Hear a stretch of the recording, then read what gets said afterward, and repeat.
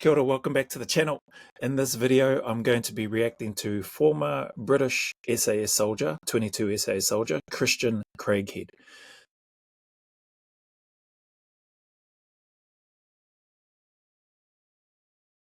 Those of you that may be familiar with the name or may not be, he's the gentleman who basically stormed the hotel to rescue hundreds of hostages when terrorists attacked a particular hotel in Nairobi, Kenya.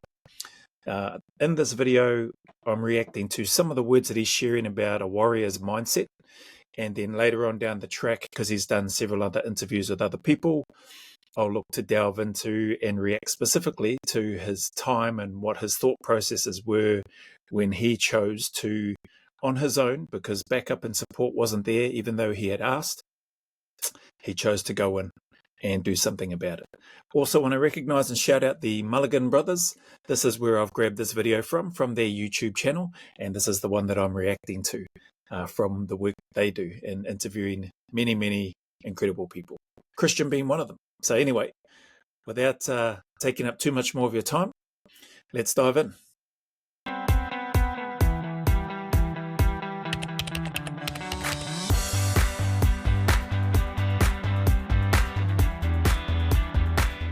Let's get to the video, full screen, and let's go.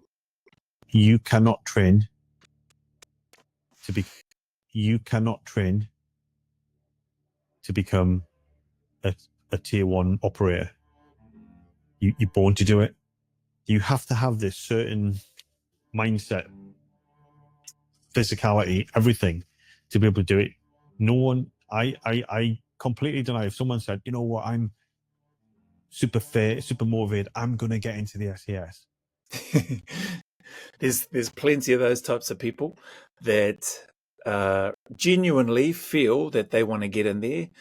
Some of them genuinely or will genuinely feel within themselves that they are the fittest person, they're strong, they're ready to go. They speak as if they fully understand what it is that it takes to get into the unit, and they speak as though they are fully committed to undergoing and persevering through whatever is thrown at them, only to come up well short and to find out oftentimes within the first day or within the first 48 or 72 hours of selection that it's not what they thought it was about, and that they actually are not prepared or ready for it.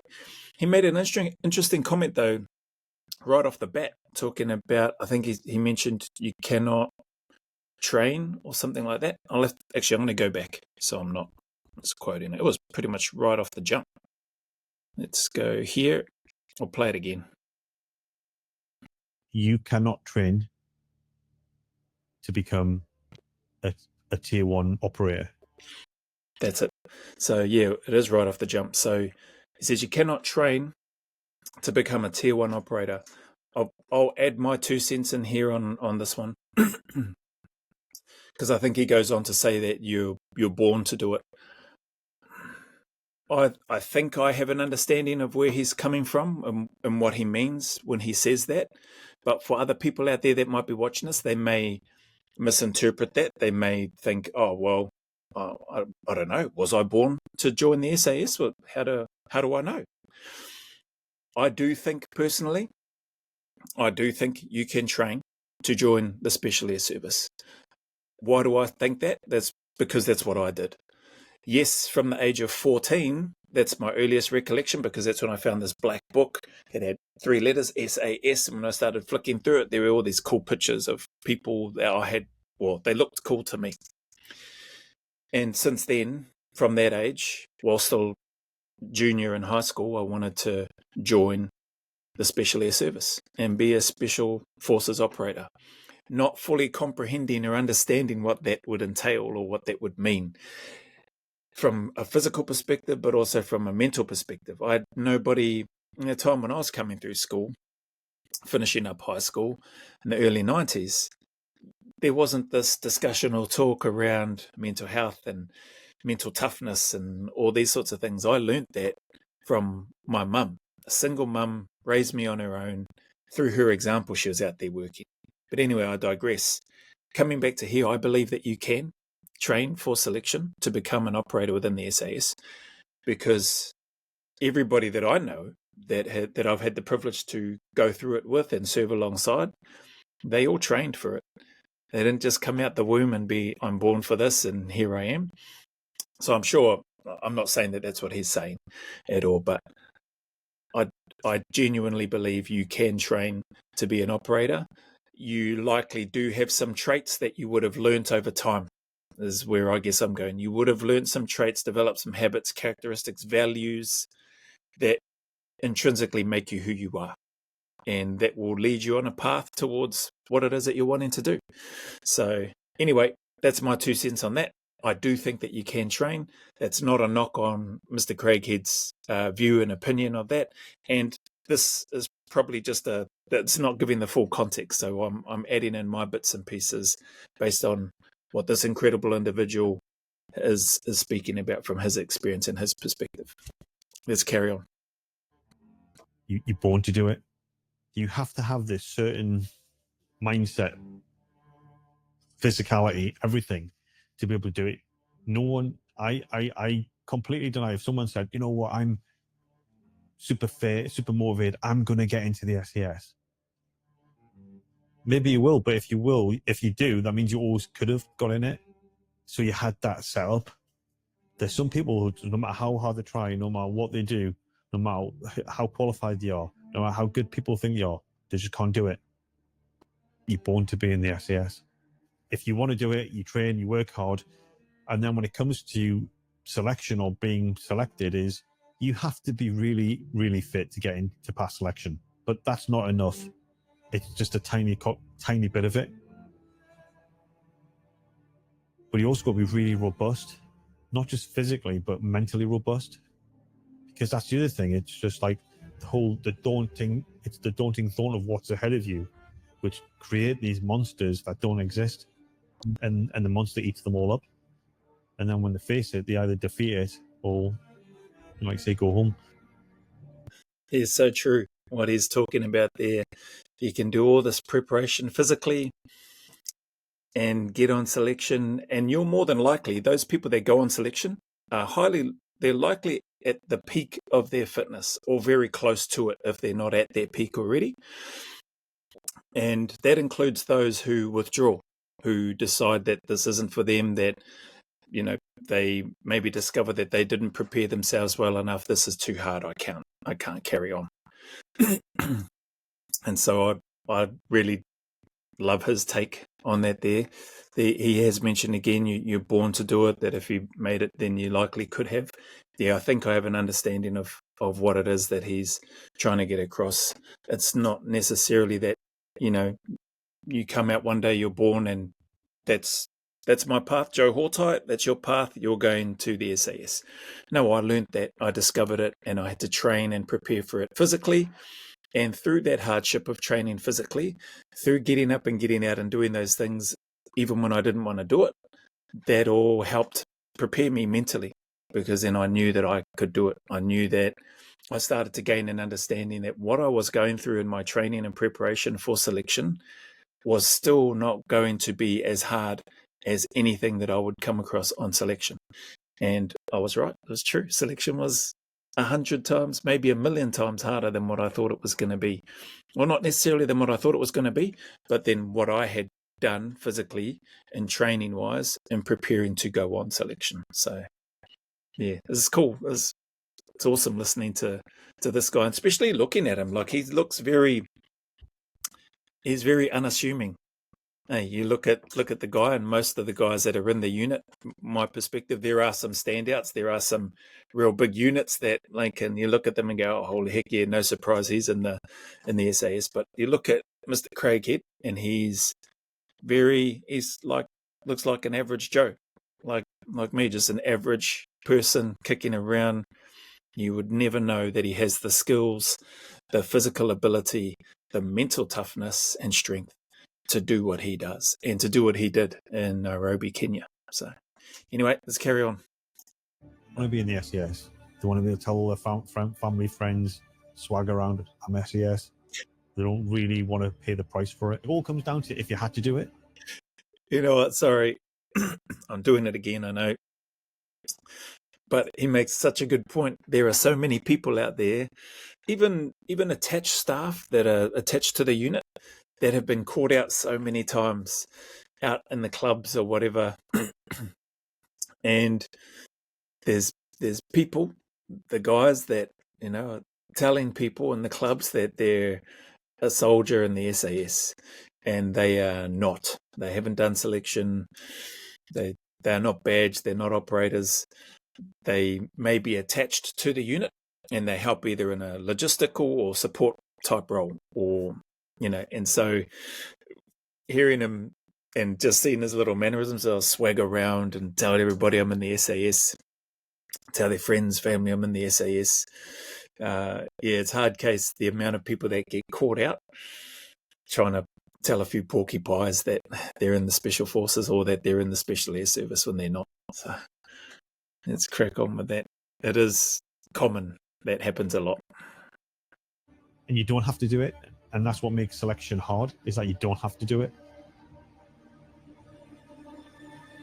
In this episode, we fly out to Texas to meet with Christian Craighead, SAS legend. Today's episode, as always, was made possible by our sponsors, Huel. Find out more with the link down below. That's a shout out to the Mulligan Brothers. Obviously, I didn't know that was going to come up, but that's who their sponsor is.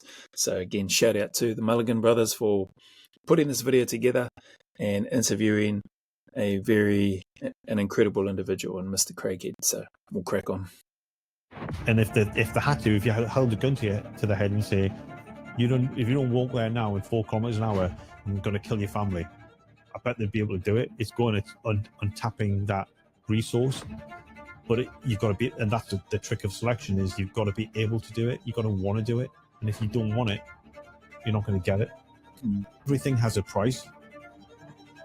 They don't want the bits in between, the work. Whatever job that is, whatever the role is absolutely right.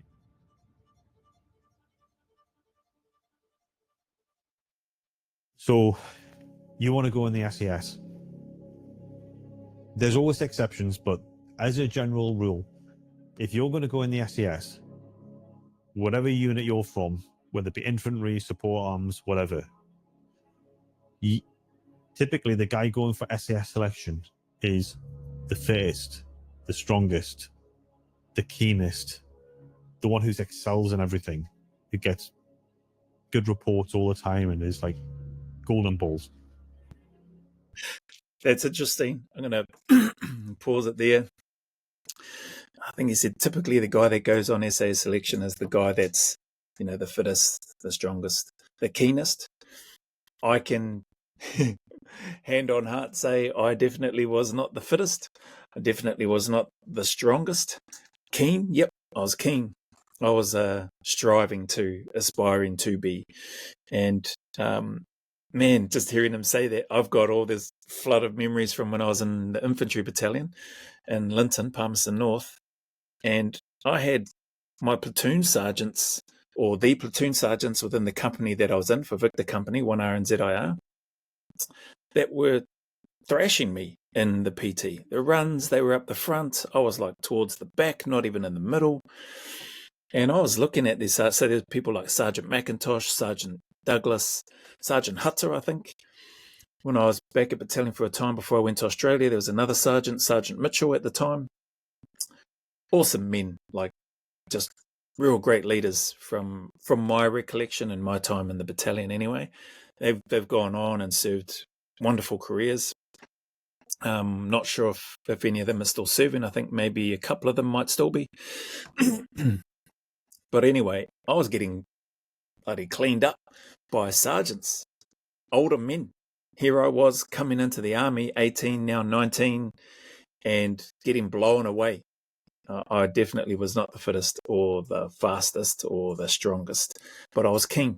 And it gave me an insight into the mindset and the physical attributes that I would need to develop if I wanted to have a chance of making it into the unit. I had NCO, other corporals ahead of me.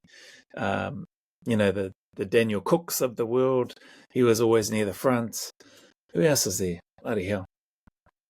Corporal Hoggett. can't remember his first name, but there's quite a few. Corporal Cassidy. These are guys that were quite fit. None of them played rugby and rugby league for either the battalion teams or for the army teams. I don't know if it was the army teams, but definitely for the battalion and local competition teams. These guys were just fits, and here I was, this young thruster, got all this youth and vitality supposedly on my side and just getting thrashed at PT. So it's interesting hearing him speak about this, because I definitely wasn't. So again, to my comments earlier, I believe you can train for, and you have to train for selection. You can't just wake up, think that you're born for it because it's all that occupies your mind, and then just go and do it without putting in any work and preparation. And my experience, you're not necessarily, and you don't have to be the guy that's the fittest, the fastest, that's doing well. I do think I performed well overall in terms of soldiering. And what do I base that on? The fact that I didn't get in a lot of trouble. I didn't get a lot of extra duty tasks for failing to do certain things. So grateful for that. And tried to pick up things as quick as I could. But anyway, sorry, I find myself doing this because these incredible people have so much knowledge and information that may be missed with such a short video that we're watching here of Mr Craighead, that I'm trying to provide a little bit more context and a personal view from having gone through both the Australian SAS selection and completing and becoming an operator, and having completed the New Zealand SAS selection and completed the cycle but didn't get badged. So trying to merge those two together to provide a little bit more context. Anyway, let's crack on. That's the common thing, and that's great. So you go on selection, you work extremely hard, you pass this course, which just has such a high failure rate, and now you're in the SAS.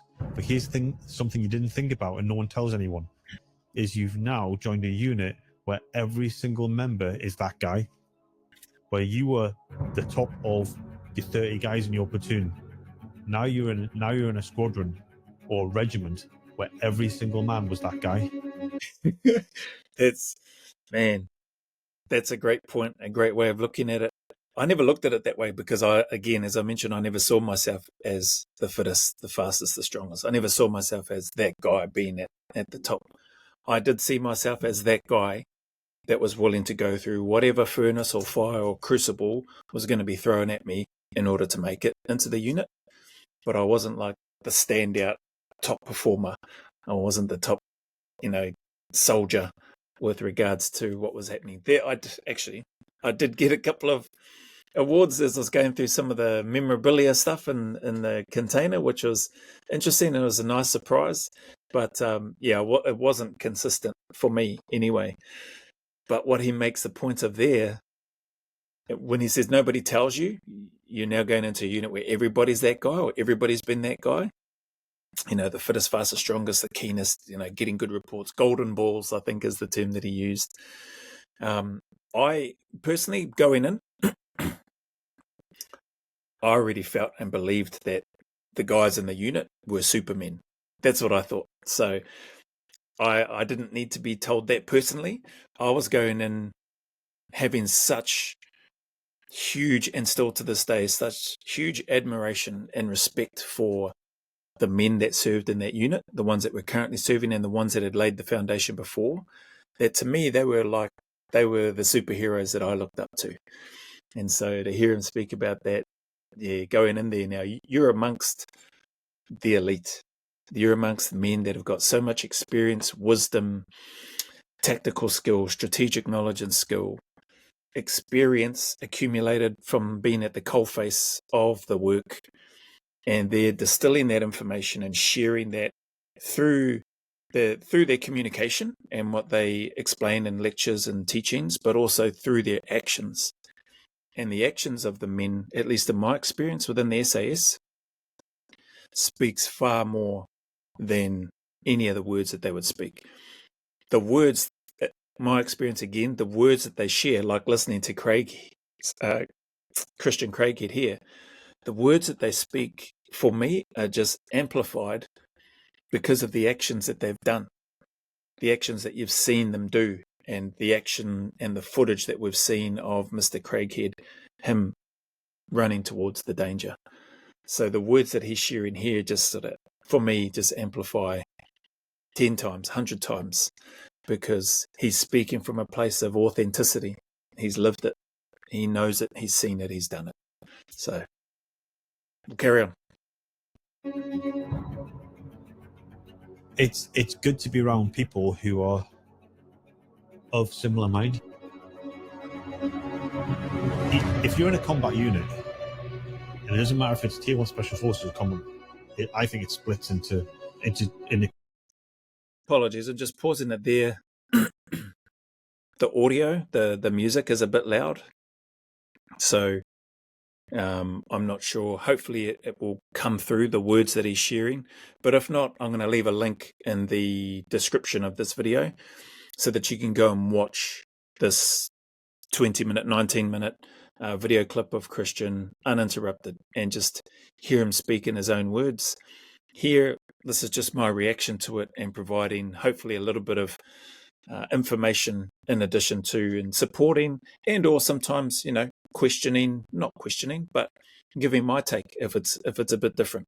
I did that on the Australian SAS selection, where I believe the commanding officer at the time, who used to be my OC, spoke about where failure is not an option, and I give my honest opinion.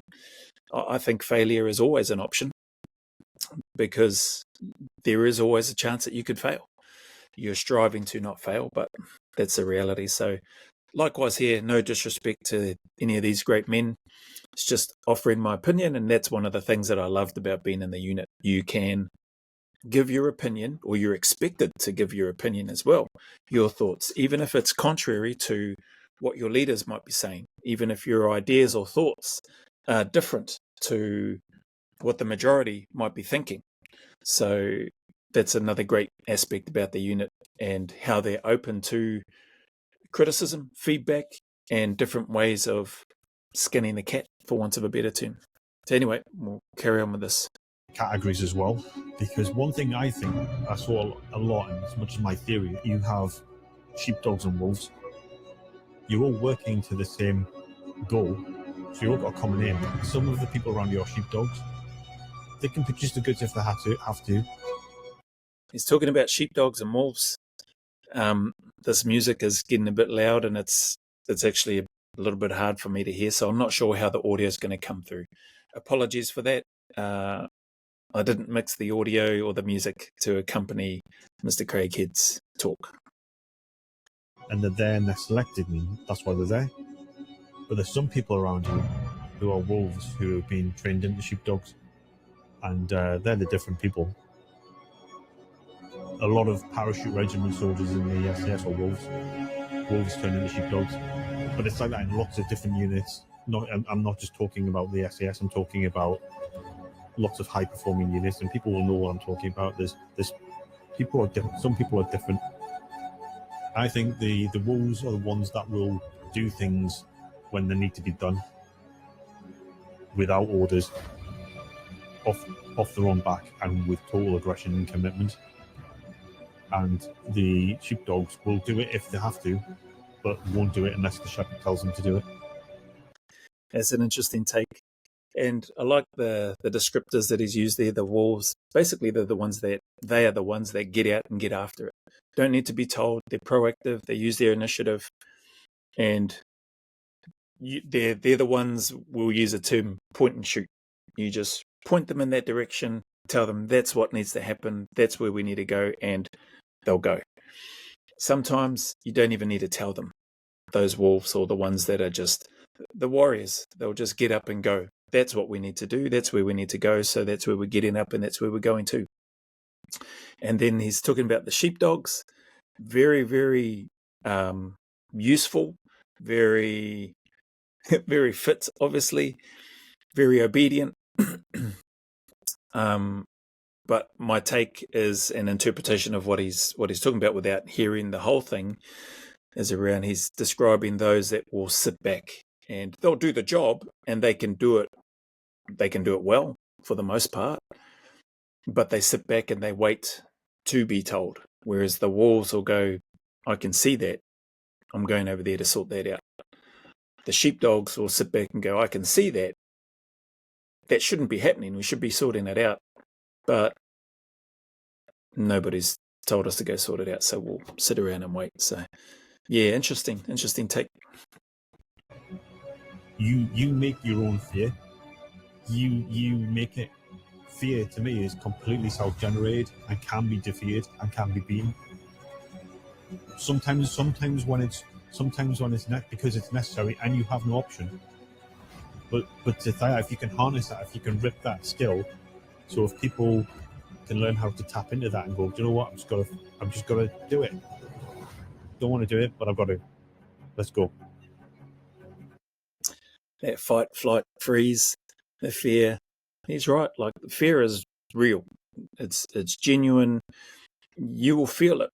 You may not necessarily describe it. I know there's been times where I've likely felt fear, but I think I've probably described it as more feeling anxious or anxiety. Probably was a combination of both, without getting into whatever the technical differences are of fear and anxiety and uncertainty and all that sort of stuff. There's definitely been times where I've felt fear. And it's about, when he talks about that it can be defeated. Yeah, I think it can be, I don't know if it can ever be defeated, but I think you can harness it, like what he's talking about, and do something about it with it. And or you can control it. You can look to control that fear to enable yourself to take action, to get up and do something. So if you don't have that ability, or if you don't look to develop that or have that, it can become pretty hard. So yeah, we'll carry on here. This day I got shot in the arm in Afghanistan, and took the bullet arm. Was pretty nasty injury. My arm was hanging by its tricep. Luckily, I couldn't get to it. And it was a lesson, and I couldn't get to a tourniquet, so I didn't put one on. An officer later on, or not long after I got shot, when I was put into his vehicle, said, "Oh, should I put a tourniquet on there?" And I was like, "No, don't.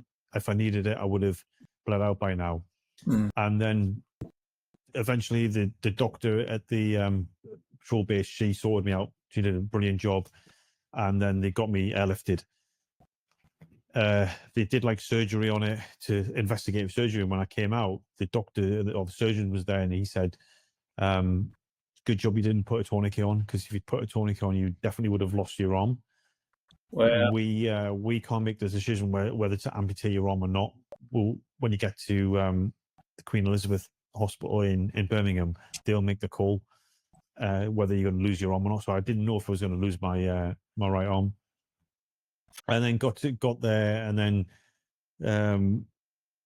they did the surgery again. Bit of luck, came in again, and was discharged from hospital. And then it was 9 months of recovery. What strikes me is about, I've never been shot. What strikes me about individuals like Mr. Craighead here and other people that have is how casual they are about it. Maybe not casual, but how humble they are about it. Like, it's a massive deal. You've just been shot. I don't know how many times, whether it was once is enough. If you don't want to get shot, but also I think, I think there's probably an aspect. Well, I'll speak for myself. There's probably an aspect of when you're going into a unit like the Special Air Service, you're thinking to yourself, well, I know I'm thinking to myself, there's a high possibility I'm not coming home. There's a high possibility I could get shot. There's a high possibility I could be badly wounded or mutilated through an IED, through a landmine, through a bomb, through gunshot fire, a large caliber that rips through a part of my body, destroys or shatters the bones and arteries, and potentially takes a limb off, or causes to potentially have to have a limb removed, like he was almost facing. And thankfully he didn't put a tourniquet on, like the doctors said to him, and which he already understood anyway. he would have bled out by the time when the other operator offered to put a tourniquet on for him. But man, that it's almost like going into that unit when you're thinking like that. You sort of, I don't know if anybody else has felt this, but you sort of think, oh, you know, I'd like to get shot, but maybe in a place that won't hurt as much. And I think to myself, oh, where the hell is that? It's going to hurt everywhere. Not hurt as much, yeah, that's probably debatable. But yeah, having those thoughts, not that you're hoping to be shot, not at all. I definitely wasn't hoping to be shot. But at the same time, you think to yourself, or I thought to myself, oh man, far out, what if you got shot? As long as you live and survive and you're still okay and you can still do the job because that's what you want to do. You'd hate to get shot at all, but you would hate to get shot and then that's the end of your career. Like you can't do it anymore. That would be the worst. So, man, just listening to him speak about being shot, I don't know if he's been shot more than just that one time or if he's just sharing this one particular time when he's been shot. But great to see he's got both his limbs and that he didn't have to have one of his arms amputated. That would have been, yeah, that likely would have ended his ability to serve within the unit. 9 months of recovery, I think I heard him say, or 8 months. So we'll see what happens, how he goes. And this is the thing. What I've said is like, yeah, it was, you know, getting shot's one thing, and it's pretty nasty, especially if it goes through a bone. It's kind of horrific, but it's a good, like I've said it before, it's a good feeling. It's like if you're like one of these people who want to get amongst it, kind of getting shot and surviving and not having any permanent disability is kind of like a cool thing. It's like, oh, I've been shot. It's like getting the SAS. Like, I've been shot. I've actually been shot, and That's funny. Like that's what I was just trying to talk about in my own head with regards to, yeah, thoughts that at least I had anyway. It'd be, again, I'm probably not explaining myself well. I should just let him carry on. I'll come back to him. But he's just reiterating the point that I was trying to make earlier. I wouldn't like to get shot, but if I did, it would be cool if it didn't end my career and if I made a full recovery and everything was all right. Because then you can be like, oh, yeah, this time when I got shot, or yeah, I got shot here when this happened, and people are like, what? Like it's an interesting, like even just talking with your mates, and your mates will know, oh, you know what, your mates, especially in Australia, they'll probably pull the piss out of you instead and go, oh, what about that time you were too slow, bro, and you got shot? It's like, you know, I can just hear all the comments now. The guys would be like, you're a freaking liability, you know, move too slow, didn't dash down, crawl, observe, you know, you did all of that wrong. And you ended up getting clipped. And then we had to carry your sorry backside out. Then you had to get medevaced. Australians are great at pulling the piss out of each other. And I can just see how they would rip into anybody. Obviously, once the person's fully recovered, not in the moment, but or maybe in the moment. But yeah, it's cool to think about those things and some of the men that have served with. But what's cool is seeing this guy's expression on his face and hearing him talk about, oh, I've been shot. You know, I've been shot. Case. Anyway. So it's kind of cool, but not cool at the same time. Get shot. Hurts like hell. Pretty angry about it. And do I want to potentially get shot again? Do I want to like step into the line of fire? Right, I do. Even more so. So get this arm fixed. 9 months later, I got signed off. Got signed off on the Friday or whatever day it was. Yeah, you're now fit. 2 weeks later, back in Afghanistan, ready to take the fight back to the enemy. And one of the things that's interesting to see is when I was in the Queen Elizabeth and some guys who were really badly injured, the common thing with the British soldier that I saw, British soldiers there who lost both, much worse condition than me, lost both the legs and an arm, triple amputee, what's the first thing they say when you talk to them? I just want to get back out there. I just want to get back into the fight.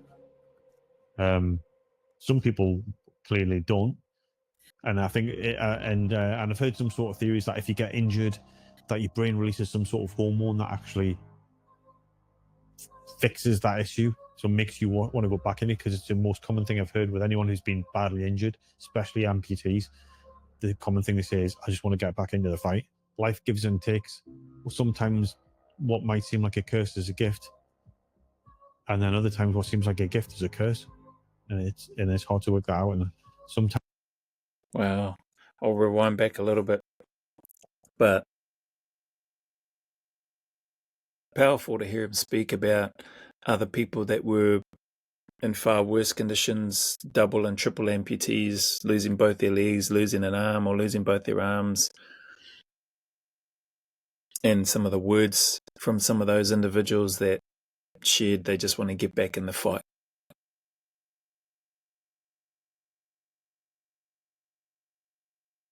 The mindset, the commitment,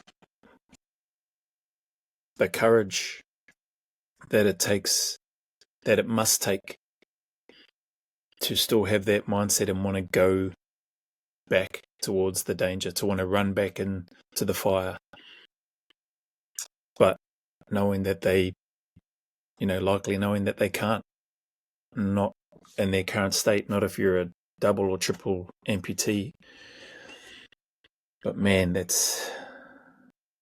must have been very impactful and powerful for Mr. Craighead. I think it would be for anybody, but especially an individual like Christian here, British Special Air Service operator, surrounded by these other people that are in far worse condition than him, from what he's shared, that still want to go and run back into the fire.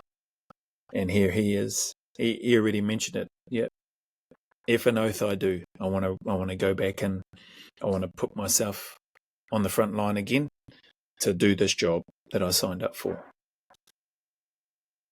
Amazing. times we're fortunate to get given things in life to then be able to reflect on it and work it out. But most of us live our lives without realizing what was the gift and what was the curse. Whatever that mindset is, if it's like the hero mindset or the give no shits or don't tolerate bullies, all these things, or there's a natural foundation that you're born with and then things are built around it. Like we're saying, the training starts from when you're born and events will then shape it. And I think that like if you want to call it like a warrior mindset, is people, you could argue that everyone's born with it and it's just repressed, and then events in life will shape, whether it be your parents or events that you suffer in life or deal with, whether it be good events or bad events, shape how this warrior inside you grows. And then some people are like, it comes out naturally, it's meant to be out there, and other people's it takes some things, and in a lot of people it doesn't come out ever because it never had to. I don't mean like a special forces warrior or a UFC fighter, or it's just day-to-day life, that warrior sort of instinct, that stepping up, saying the right thing when there's something that needs to be said, disagreeing with someone, saving someone, picking something up, anything. It could be anything. I love what he shared there. I think I touched on a little bit of that, I don't know, a while back in this video. But saying something, if and when something needs to be said, challenging the norms is a fantastic part of the Special Air Service. They embrace those different thought processes. They embrace the criticism. You do it constructively. You're not going in there and just being a wanker about it. But you offer your thoughts and your opinion, your different perspective in a respectful manner, and you provide examples or reasons as to why that is. And I love what he's spoken about there. He also spoke about, what did he say? Being born. That's what he said. He said he thinks everybody has I think he said you could argue that everybody's born with it. I think that's similar to going back to his very first comment right off the jump about being born to be an operator in the SAS, that you can't train for it. I think it's like leadership. So leaders aren't born. You're not a born leader, not my experience anyway. Leadership is something that you grow and develop into through a series of steps that you take, or a series of events that happen in your life, or opportunities that you take or don't take, people, mentors, coaches that you come across with, who guide you, who lead you, and you learn and develop those skills, and you can become a better leader. Just like for the SAS, you can learn and develop those skills, and you can become an SAS operator as long as you have the will and the heart and the mind to want to go through that process. Because at the end of the day, once you get into the unit, if you make it in, you're learning skills that, yes, they're difficult, and some are more difficult than others and require a lot more time and repetition. And at the end of the day, all of those skills within the unit require repetition and practice, especially shooting, especially use of demolitions, especially room combat, especially parachuting, water, like everything requires continuous putting the reps in. And when you've been out of the game or you're not doing that, like shooting right now, my shooting would probably be terrible. I still understand the 4 marksmanship principles, and I have an understanding of how to apply them, from a static, having time to wait and completing and doing the sniper's course and passing that sort of stuff, and then being on ranges. But to think that I could go back onto the range and just start rattling headshots or between the eyes, brainstem shots consistently straight off the jump, unlikely. I'm probably going to, not do very well, and I'm going to have to get the reps back in. So listening to him speak about these things and arguing that, you could argue that that everybody's born with the potential to be, is a great comment, because I think I fully agree with that. I think everybody's born with the potential to be and do whatever it is that they decide they want to do.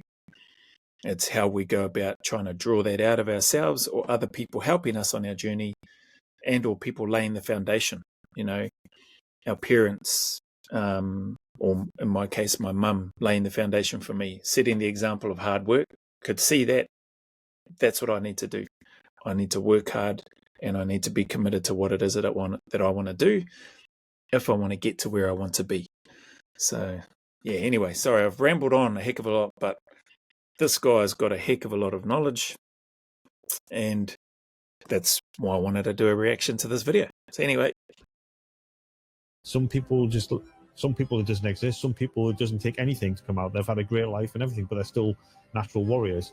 And other people make a conscious effort to try and enhance that and rip that out of themselves. I think there's athletes and fighters, and it's like the difference is, when there's probably people who are athletes and they'll fight in the octagon and wouldn't dare fight outside it, and there's others who will have a fight no matter what, because that's what they live for and that's what drives them.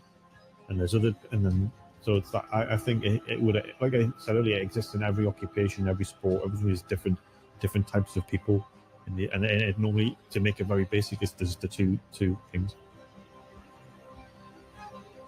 People say you're not alone, and you're not alone in your suffering. You might have people who love and support you around you, or colleagues who work with you and who want to support you around you, but you are alone in that struggle. You are alone, and I know. It's not my theory. I know this. You are alone, and it's down to you to get better.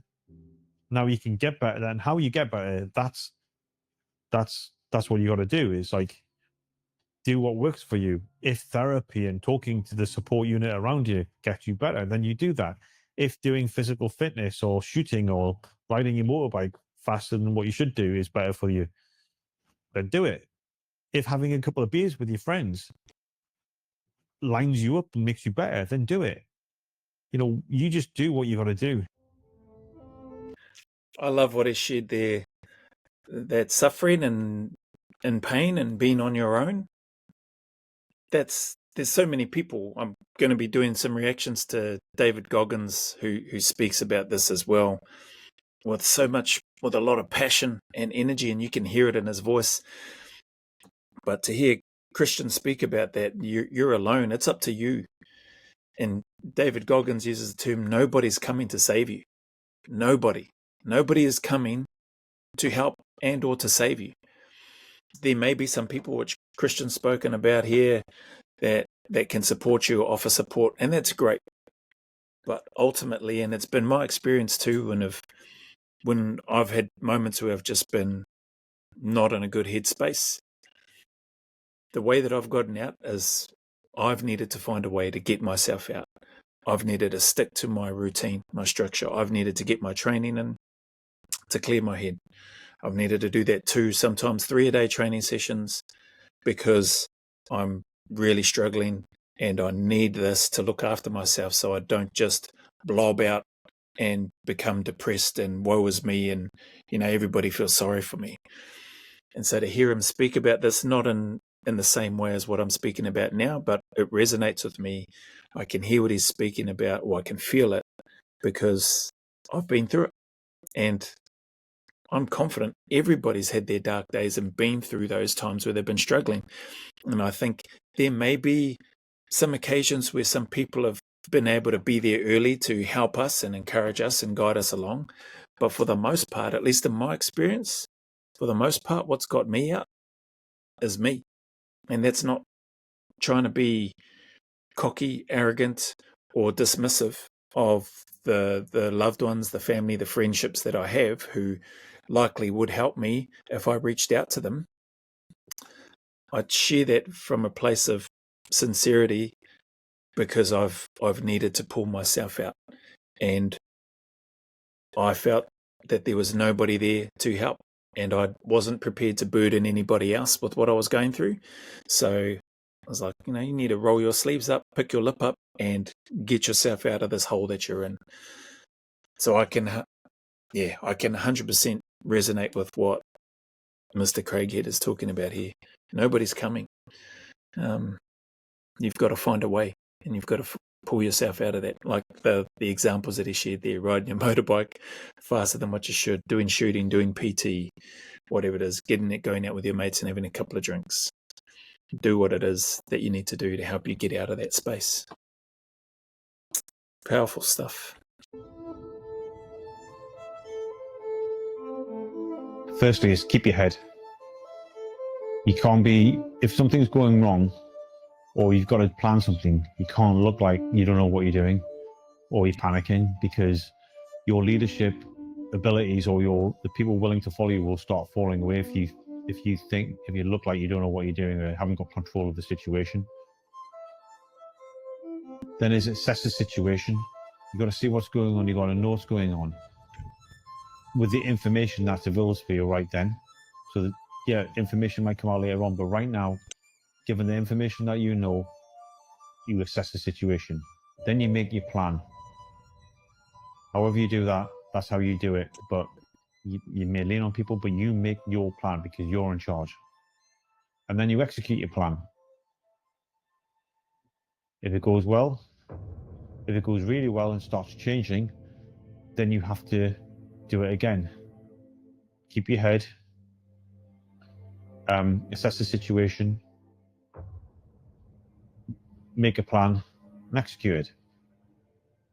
If it starts going really bad, same thing. Nothing worse if it goes bad and then someone starts panicking, flapping, losing control. You put your plan out there and you keep your head. You assess the situation as it's unfolding in front of you, and you just make a new plan, and you execute that again. Sorry. Again, a lot of information. I like his comments in here around, I think he said, keep control or keep your head. So staying calm, level-headed. Then he spoke about making a plan on assessing the situation.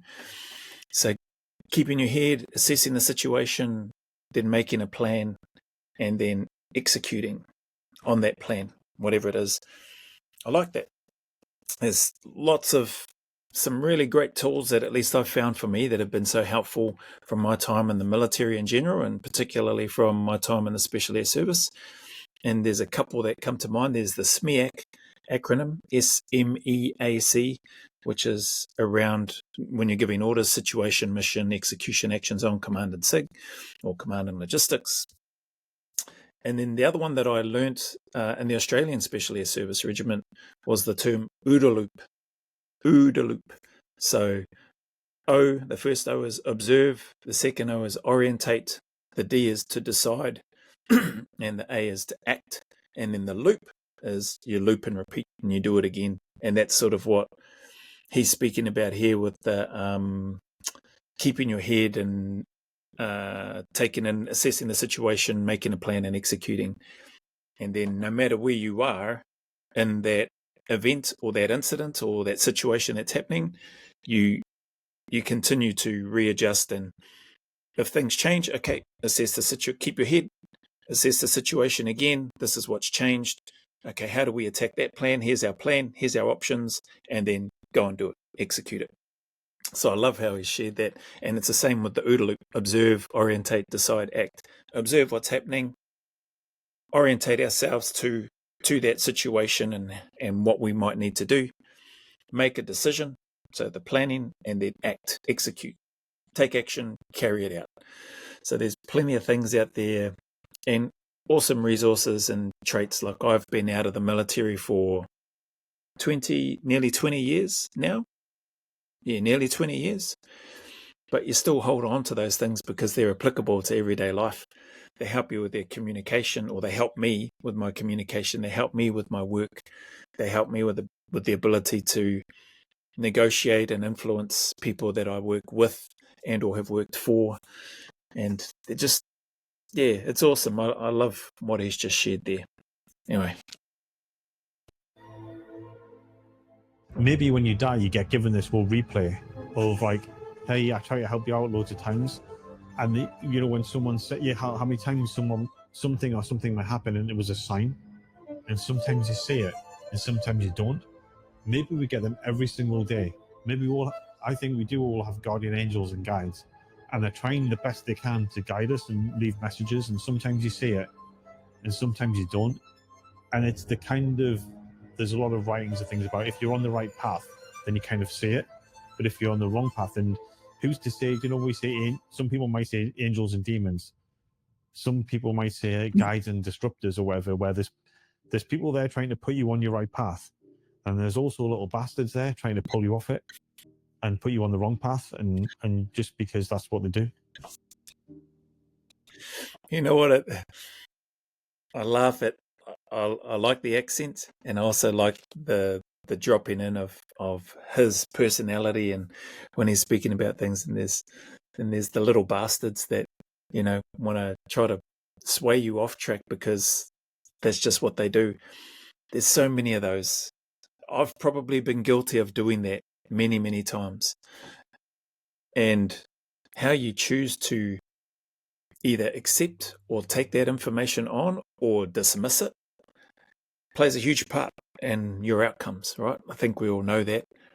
But it's nice to hear Mr. Craighead speak about this, and then for us, or at least for me, to take that information and distill that and take some time to reflect and go, yep, I've probably been one of those little bastards that's tried to derail other people from decisions that they're wanting to make or that they're thinking about, because whether it's because I didn't believe in their ability to do it, or whether it's just been a wanker, I don't know.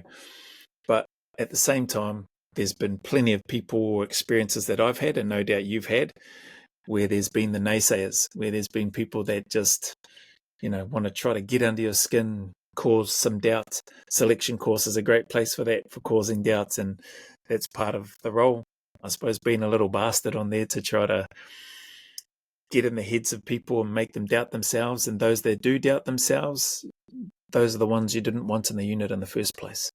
So, yeah. Anyway, I wasn't born Christian Craighead. I mean, I know it's a pseudonym, but I wasn't born that character.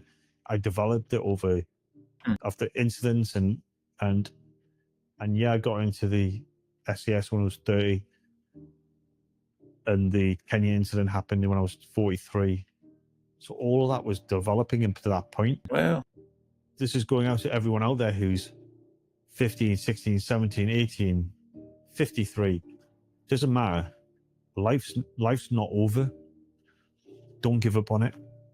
Don't give up on it, because you, like I said, all these like strange it might seem that everything is going so wrong for you, but actually that's what's supposed to happen.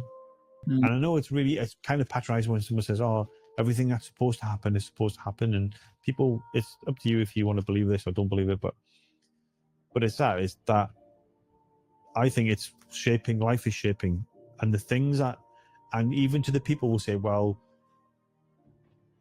he died and, you know, but you didn't do anything.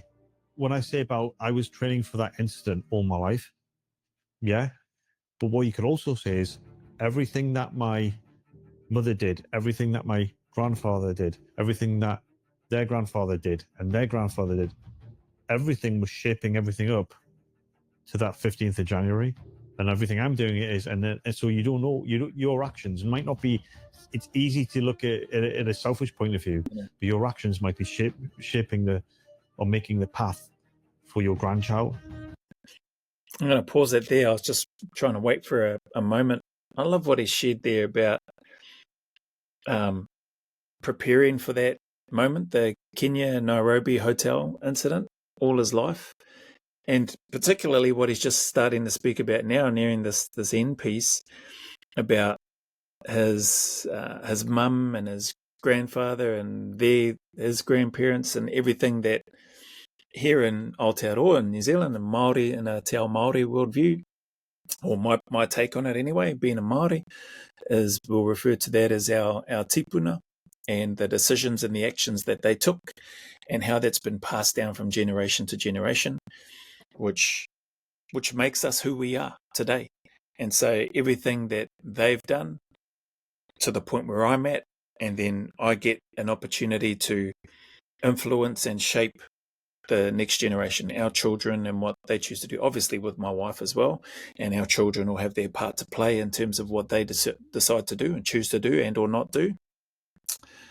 But it's cool to hear him and just to see and hear how similar cultures are, regardless of whether you're white, whether you're black, whether you're brown, whether you're yellow, whatever the case may be, whether you're Russian, whether you're Asian, whether you're Filipino, whether you're from America, whether you're from Africa, whether you're from Eastern Europe.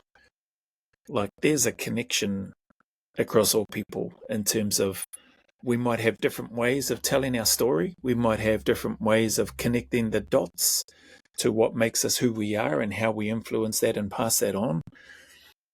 But yeah, we're very connected and similar in so many ways, which is fascinating to me. So hearing him speak about that, he's a product of his ancestors, his tipuna, to where he is now. And what I didn't know, so he was 30 when he did selection. I spoke about this on the Australian selection reaction that I did.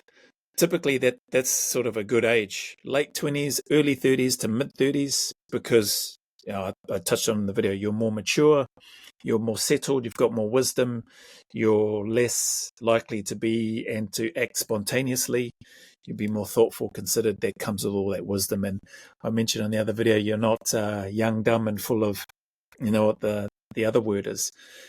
So to hear him go in, you know, guys that are thinking, oh, I'm nearly 30, or I'm 30 years old, or I'm early 30s or mid 30s. Had a guy that was late 30s on my cycle. He had done the selection the year before, but he was nearly 40. Like, man, that's still a good time, good age. And then he was 43.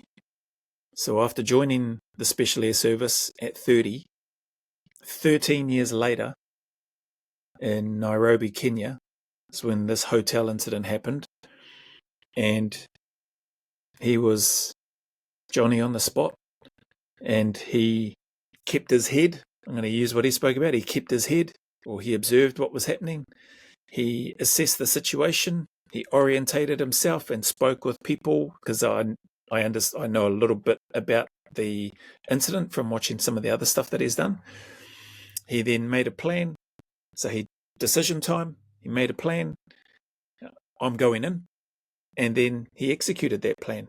He acted. And then he looped and repeated that as many times as he needed to, depending on what he was faced with or what was popping up in front of him. If he needed to neutralize terrorists, he took care of that.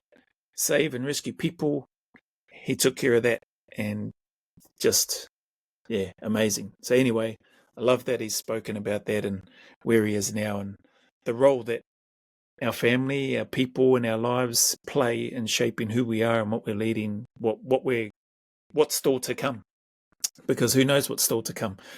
You'd asked me 20 years ago, would I be sitting in front of a camera sharing some of my take and my experience from serving as having the privilege to serve as a member, as an operator of the Australian Special Air Service on video on a YouTube channel like this, reacting to other special forces like this guy?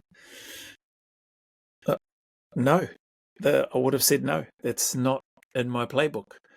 It's not something that I'm looking at doing. It's not something that I'm prepared for. It's uncomfortable, etc. All those things, I would have said all of that.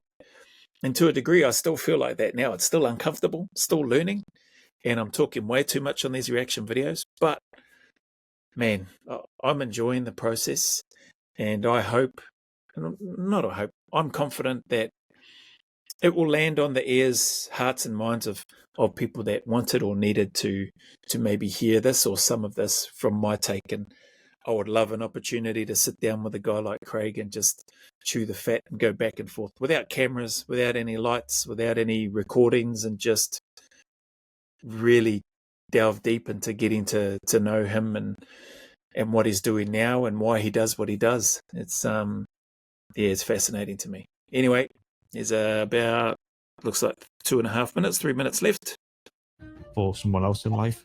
So don't be like, again, it's easy to look about, it's all about me, it's all about us, but we don't know life's too complicated to humanize. And some people say, yeah, you live, you born, you die. Cool. If you want to believe that, believe that. I don't. I think we've all got a role to do in some way. But it's when you feel hopeless, and I've seen too much stuff go on in this world now to make sense of it. And just don't give up. Don't give up on yourself, and just you got to go alone, do whatever it takes, and just come back. That's all it means. If you lead a busy life like me and millions of other people... Let's go back. Instead of having that must be the end or an advert or something. That's awesome. Hearing him, don't give up on life. Find your way through, just come back. Powerful words. Hopefully, whether you're hearing them from myself in this reaction, or you're connecting with what Mr. Craighead has been speaking about in this video, I hope you take away what he's been trying to share. It's powerful, it's impactful, it's useful. And so, yeah, don't give up on life. Find your way back. Keep turning up each day and keep trying. He did say it could be a bit patronizing. People say, oh, everything happens for a reason, but everything does happen. My take, everything does happen for a reason. And those reasons where we're at right now, we may not know what or why those reasons or why those things have happened to us until much further down the track. I think there's a speech that Steve Jobs, founder of Apple and Pixar, I think, but founder of Apple, more known for that, shared, and he speaks about connecting the dots.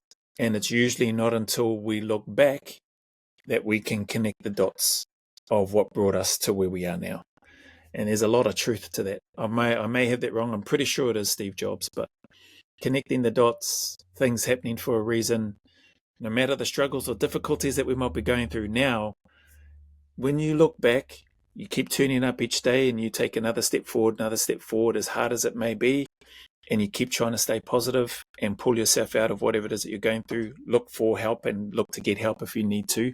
So that can definitely, I'm not saying don't look for help, but if you need help and you need to find help, then go out and do that. Do whatever you need to do to help you get back on track. But it's all happening, and it's all happened for a reason. And typically it makes us better. At least that's been my experience. Every hardship, every challenge, every trial that I've been through, that I may continue to go through, has all made me better. It's made me a better person. It's made me hopefully a little bit more wiser. Still struggle in a whole bunch of areas, but I know that I'm getting a little bit better each time. So anyway, I'll just see if there's anything more on this video, or if that was it. If you lead a busy life like me and millions of other people around the world, health was easy, everyone would be, and every single ingredient exactly 35. Just take my length of Africa. You can get exclusive off order and you get a free shaker and t-shirt. Sorry, looks like that is the end of the video. Where are we? Let's go back to here. End it with a screenshot of Mr. Christian Craighead, the legend, the hero from the hotel in Nairobi, Kenya. I believe he is awarded the Conspicuous Gallantry Cross, or CGC, which I think may be the medal or the honour just below a Victoria Cross. I could be wrong. I'm no awards or medals recognition expert. If anybody knows, feel free to whack it in the comments. But whatever he received, he deserved that and then some. So he saved hundreds of people that day, and just awesome to hear this man speak. I hope you've taken something away from it. I apologize for stopping and starting so much, but there are so many nuggets when these people speak, and I know I'm going to be like that with the other videos that come up, but I'm enjoying this. I'm enjoying learning. I'm enjoying hearing from individuals like Mr. Craighead, and no doubt I'll come back for another part and another reaction to Christian's incredible feats, or not feats, his incredible actions and bravery, his incredible selflessness to run into the fire to save so many people that he did in Nairobi, Kenya that day. So thanks for sticking around. If you've got any comments, if you've got any thoughts, I'd love to hear them. I'd love to read them. If you've got any questions, I'd love to hear those as well, and I'll do my best to respond to those. And if you've got any suggestions of other videos for me to react to, I have got quite a long list, but if you've got suggestions, I may not have it on my list. Please feel free to whack it in the comments below. And if you're enjoying this content and these style of videos, I encourage you and invite you to like and subscribe. That would be a huge help. I would really appreciate it. But regardless of whether you do or you don't, no obligation. Appreciate your time. Thank you very much for being here, and keep smashing, keep turning up every day. And until the next video, I'll see you next time.